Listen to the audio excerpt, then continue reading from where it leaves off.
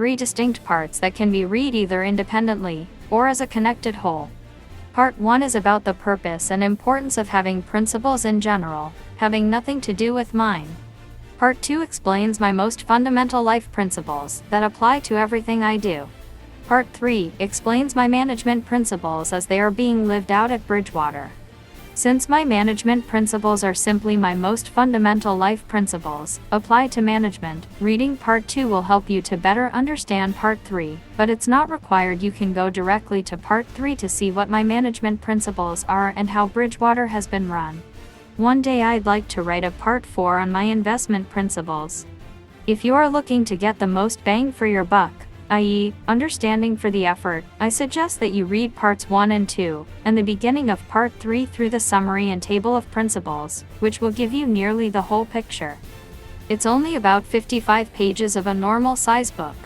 Above all else, I want you to think for yourself to decide 1, what you want, 2, what is true, and 3, what to do about it.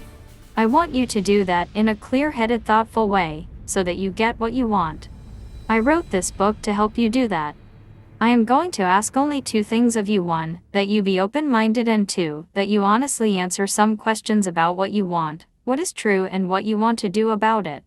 If you do these things, I believe that you will get a lot out of this book. If you can't do these things, you should reflect on why that is, because you probably have discovered one of your greatest impediments to getting what you want out of life. Principles by Ray Dalio. What follows are 3 distinct parts that can be read either independently or as a connected whole. Part 1 is about the purpose and importance of having principles in general, having nothing to do with mine. Part 2 explains my most fundamental life principles that apply to everything I do. Part 3 explains my management principles as they are being lived out at Bridgewater. Since my management principles are simply my most fundamental life principles, apply to management, reading Part 2 will help you to better understand Part 3, but it's not required. You can go directly to Part 3 to see what my management principles are and how Bridgewater has been run. One day I'd like to write a Part 4 on my investment principles. If you are looking to get the most bang for your buck, i.e., understanding for the effort, I suggest that you read Parts 1 and 2, and the beginning of Part 3 through the summary and table of principles, which will give you nearly the whole picture. It's only about 55 pages of a normal size book. Above all else, I want you to think for yourself to decide 1, what you want, 2, what is true, and 3, what to do about it. I want you to do that in a clear-headed, thoughtful way, so that you get what you want. I wrote this book to help you do that. I am going to ask only 2 things of you. 1, that you be open-minded, and 2, that you honestly answer some questions about what you want, what is true, and what you want to do about it. If you do these things, I believe that you will get a lot out of this book. If you can't do these things, you should reflect on why that is, because you probably have discovered one of your greatest impediments to getting what you want out of life. Introduction principles are concepts that can be applied over and over again in similar circumstances as distinct from narrow answers to specific questions. Every game has principles that successful players master to achieve winning results. So does life. Principles are ways of successfully dealing with the laws of nature, or the laws of life. Those who understand more of them and understand them well know how to interact with the world more effectively than those who know fewer of them or know them less well.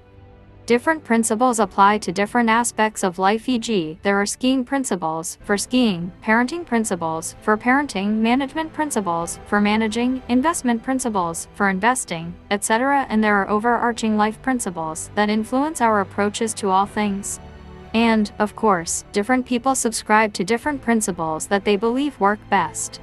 I am confident that whatever success Bridgewater and I have had has resulted from our operating by certain principles. Creating a great culture, finding the right people, managing them to do great things, and solving problems creatively and systematically are challenges faced by all organizations. What differentiates them is how they approach these challenges. The principles laid out in the pages that follow convey our unique ways of doing these things, which are the reasons for our unique results. Bridgewater's success has resulted from talented people operating by the principles set out here, and it will continue if these or other talented people continue to operate by them. Like getting fit, virtually anyone can do it if they are willing to do what it takes. What is written here is just my understanding of what it takes, my most fundamental life principles, my approach to getting what I want, and my management principles, which are based on those foundations. Taken together, these principles are meant to paint a picture of a process for the systematic pursuit of truth and excellence and for the rewards that accompany this pursuit. I put them in writing for people to consider in order to help Bridgewater and the people I care about most. Until recently, I didn't write out these principles because I felt that it was presumptuous for me to tell others what would work best for them. But over time, I saw the people who I cared about most struggling with problems and wanted to help them. I also found that their problems were almost always the result of violating one or more of these principles, and that their problems could be solved by applying these principles. So I began writing down the types of problems and the broken principles that cause them. When I began, I didn't know how many principles I would end up with, but through this process, I discovered that about 200 principles pretty much cover all the problems. I'm sure that I will come up with more as I learn more. When I say that these are my principles, I don't mean that in a possessive or egotistical way. I just mean that they are explanations of what I personally believe. I believe that the people I work with and care about must think for themselves. I set these principles out and explained the logic behind them, so that we can together explore their merits and stress test them. While I am confident that these principles work well because I have thought hard about them, they have worked well for me for many years, and they have stood up to the scrutiny of the hundreds of smart, skeptical people. I also believe that nothing is certain. I believe that the best we can hope for is highly probable. By putting them out there and stress testing them, the probabilities of their being right will increase. I also believe that those principles that are most valuable to each of us come from our own encounters with reality and our reflections on these encounters, not from being taught and simply accepting someone else's principles. So, I put these out there for you to reflect on when you are encountering your realities, and not for you to blindly follow. What I hope for most is that you and others will carefully consider them and try operating by them as part of your process for discovering what works best for you. Through this exploration, and with their increased usage, not only will they be understood, but they will evolve from Ray's principles to our principles, and Ray will fade out of the picture in much the same way as memories of one ski or tennis instructor fade and people only pay attention to what works. 2. So, when digesting each principle, please ask yourself, is it true? Before I discuss the management principles themselves, it's important for me to articulate my own most fundamental life principles, because my management principles are an extension of them.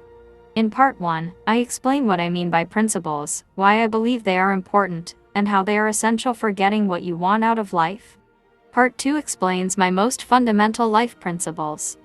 I describe what I believe are the best ways of interacting with reality to learn what it's like, and how to most effectively deal with it to get what you want.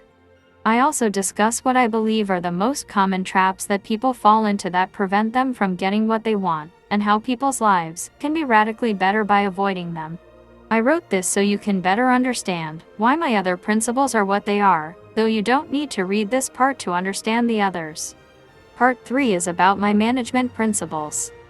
As I have run Bridgewater for more than 35 years, it explains Bridgewater's approach up till now. It begins at the big picture, conceptual level, with an explanation of why I believe that any company's results are primarily determined by its people and its culture. It then drills down into what I believe are the important principles behind creating a great culture, hiring the right people, managing them to achieve excellence, solving problems systematically, and making good decisions. There are, of course, lots of other types of principles. For example, I hope to one day write about my investment principles. However, management principles are now what we need most, so here are the ones that I think make sense and have worked for me. Part 1, the importance of principles. I believe that having principles that work is essential for getting what we want out of life. I also believe that to understand each other, we have to understand each other's principles. 3. That is why I believe we need to talk about them. We will begin by examining the following questions. What are principles? Why are principles important? Where do principles come from? Do you have principles that you live your life by? What are they? How well do you think they will work, and why? Answer all questions with complete honesty, without worrying what I or others might think. That honesty will allow you to be comfortable living with your own principles, and to judge yourself by how consistently you operate by them. If you don't have many well thought out principles, don't worry. We will get there together if we remain open-minded. 1. What are principles? Your values are what you consider important, literally what you value. Principles are what allow you to live a life consistent with those values. Principles connect your values to your actions. They are beacons that guide your actions and help you successfully deal with the laws of reality. It is to your principles that you turn when you face hard choices. 2. Why are principles important? All successful people operate by principles that help them be successful. Without principles, you would be forced to react to circumstances that come at you without considering what you value most and how to make choices to get what you want. This would prevent you from making the most of your life. While operating without principles is bad for individuals, it is even worse for groups of individuals, such as companies, because it leads to people randomly bumping into each other without understanding their own values and how to behave in order to be consistent with those values. 3. Where do principles come from? Sometimes we forge our own principles and sometimes we accept others' principles, or holistic packages of principles, such as religion and legal systems. While it isn't necessarily a bad thing to use others' principles, it's difficult to come up with your own, and often much wisdom has gone into those already created. Adopting pre-packaged principles without much thought exposes you to the risk of inconsistency with your true values. Holding incompatible principles can lead to conflict between values and actions, like the hypocrite who has claims to be of a religion yet behaves counter to its teachings. Your principles need to reflect values you really believe in. 4. Do you have principles that you live your life by? What are they? Your principles will determine your standards of behavior. When you enter into relationships with other people, your and their principles will determine how you interact. People who have shared values and principles get along. People who don't will suffer through constant misunderstandings and conflict with one another. Too often in relationships, people's principles are unclear. Think about the people with whom you are closest. Are their values aligned with yours? What do you value most deeply? 5. How well do you think they will work, and why? Those principles that are most valuable come from our own experiences and our reflections on those experiences. Every time we face hard choices, we refine our principles by asking ourselves difficult questions. For example, when our representatives in Washington are investigating whether various segments of society are behaving ethically, they are simultaneously grappling with questions such as, should the government punish people for bad ethics, or should it just write and enforce the laws? Questions of this kind in this case, about the nature of government, prompt thoughtful assessments of alternative approaches. These assessments in turn lead to principles that can be applied to similar occasions in the future. As another example, I won't steal can be a principle to which you refer when the choice of whether or not to steal arises.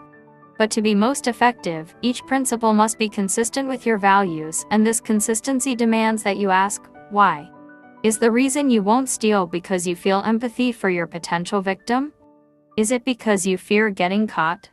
By asking such questions, we refine our understanding, and the development of our principles becomes better aligned with our core values. To be successful, you must make correct, tough choices. You must be able to cut off a leg to save a life, both on an individual level and, if you lead people, on a group level. And to be a great leader, it is important to remember that you will have to make these choices by understanding and caring for your people, not by following them. You have to answer these questions for yourself. What I hope for most is that you will carefully consider the principles we will be exploring in this document and try operating by them as part of the process of discovering what works best for you. In time, the answers to these questions will evolve from Ray's principles to my principles, and Ray will fade from the picture in much the same way as memories of your ski instructor or basketball coach fade after you have mastered the sport. So, as I believe that adopting pre-packaged principles without much thought is risky, I am asking you to join me in thoughtfully discussing the principles that guide how we act. When considering each principle, please ask yourself, is it true? While this particular document will always express just what I believe, other people will certainly have their own principles, and possibly even their own principles documents, and future managers of Bridgewater will work in their own ways to determine what principles Bridgewater will operate by. At most, this will remain as one reference of principles for people to consider when they are deciding what's important and how to behave. Part 2. My most fundamental life principles. Time is like a river that will take you forward into encounters with reality that will require you to make decisions. You can't stop the movement down this river, and you can't avoid the encounters. You can only approach these encounters in the best way possible. That is what this part is all about. Where I'm coming from. Since we are all products of our genes and our environments, and approach the world with biases, I think it is relevant for me to tell you a bit of my background, so that you can know where I'm coming from. I grew up in a middle-class neighborhood on Long Island, the only son of a jazz musician and a stay-at-home mom. I was a very ordinary kid, and a less-than-ordinary student. I liked playing with my friends, for example, touch football in the street, and I didn't like the school part of school, partly because I had, and still have, a bad rote memory. And partly because I couldn't get excited about forcing myself to remember what others wanted me to remember without understanding what all this work was going to get me. In order to be motivated, I needed to work for what I wanted because I couldn't get excited about forcing myself to remember what others wanted me to remember without understanding what all this work was going to get me. In order to be motivated, I needed to work for what I wanted, not for what other people wanted me to do. And in order to be successful, I needed to figure out for myself how to get what I wanted, not remember the facts I was being told to remember. One thing I wanted was spending money. So I had a newspaper route, I mowed lawns, I shoveled the snow off driveways, I washed dishes in a restaurant, and starting when I was 12 years old, I caddied. It was the 1960s. At the time the stock market was booming and everyone was talking about it, especially the people I caddied for. So I started to invest. The first stock I bought was a company called Northeast Airlines, and the only reason I bought it was that it was the only company I had heard of that was trading for less than $5 per share, so I could buy more shares, which I figured was a good thing. It went up a lot. It was about to go broke, but another company acquired it, so it tripled. I made money because I was lucky, though I didn't see it that way then. I figured that this game was easy. After all, with thousands of companies listed in the newspaper, how difficult could it be to find at least one that would go up? By comparison to my other jobs, this way of making money seemed much more fun, a lot easier, and much more lucrative. Of course, it didn't take me long to lose money in the markets and learn about how difficult it is to be right and the costs of being wrong. So what I really wanted to do now was beat the market. I just had to figure out how to do it. The pursuit of this goal taught me, 1, it isn't easy for me to be confident that my opinions are right. In the markets, you can do a huge amount of work and still be wrong. 2, bad opinions can be very costly. Most people come up with opinions and there's no cost to them. Not so in the market. This is why I have learned to be cautious. No matter how hard I work, I really can't be sure. 3, the consensus is often wrong, so I have to be an independent thinker. To make any money, you have to be right when they're wrong. So, 1, I worked for what I wanted, not for what others wanted me to do. For that reason, I never felt that I had to do anything. All the work I ever did was just what I needed to do to get what I wanted. Since I always had the prerogative to not strive for what I wanted, I never felt forced to do anything. 2, I came up with the best independent opinions I could muster to get what I wanted. For example, when I wanted to make money in the markets, I knew that I had to learn about companies to assess the attractiveness of their stocks. At the time, Fortune magazine had a little tear-out coupon that you could mail in to get the annual reports of any companies on the Fortune 500 for free. So I ordered all the annual reports and worked my way through the most interesting ones and formed opinions. 5, about which companies were exciting. 3, I stress-tested my opinions by having the smartest people I could find challenge them so I could find out where I was wrong. 6, I never cared much about others' conclusions, only for the reasoning that led to these conclusions. That reasoning had to make sense to me. Through this process, I improved my chances of being right, and I learned a lot from a lot of great people. 4. I remained wary about being overconfident, and I figured out how to effectively deal with my not knowing.